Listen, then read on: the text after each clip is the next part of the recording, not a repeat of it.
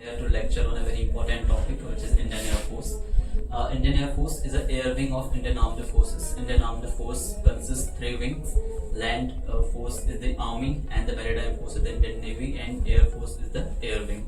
Talking about its foundation, so Indian Air Force was introduced in India as a Royal Air Force by the Britishers on 8th of October 1932. That is why on 8th of October each year we celebrate as a Air Force Day. Now talking about the commands which Air Force has, so simply Air Force has 7 commands in our country. These commands are Western, Eastern, and Northern, and the Southwestern, and two other training institutes are there which are considered as a command sector. So totally 7 commands are there. Now talking about some important operations which Air Force has launched over the period of time. The first one is the Safed Sagar, which it launched in 1919 during the Kargil War, and recently in Operation Sindoor we have seen the kind of bravery, the kind of precision strike our Indian Air Force has shown. And talking about the other kind of operation like Operation Meghdut, when a clash happened in Siachen, it is between India and Pakistan, so at that time Air Force launched Operation Meghdut.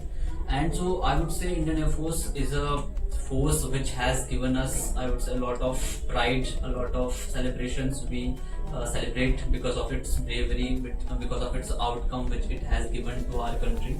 So, okay, now let's talk about the authorization of the Indian Force. So the President of India is the supreme head of the Air Force, because President of India is the head of all the armed wings, so it is naturally it has the supreme authority.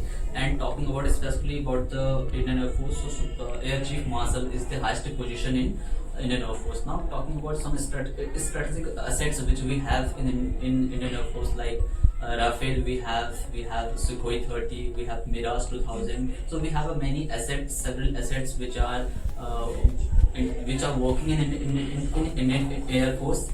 Now let's talk about some responsibilities which has been assigned particularly to the Air Force. So simply Air Force is responsible for protecting the Indian airspace from any kind of external threat, and besides that Air Force works for the rescue operations. It has launched many rescue operations in the time of crisis, the Operation Rahat, Operation Ganga, and there are many more operations which it has launched for protecting Indian citizens and its country. So we all have a great pride on our forces, and its motto is touch the sky with glory. That's all.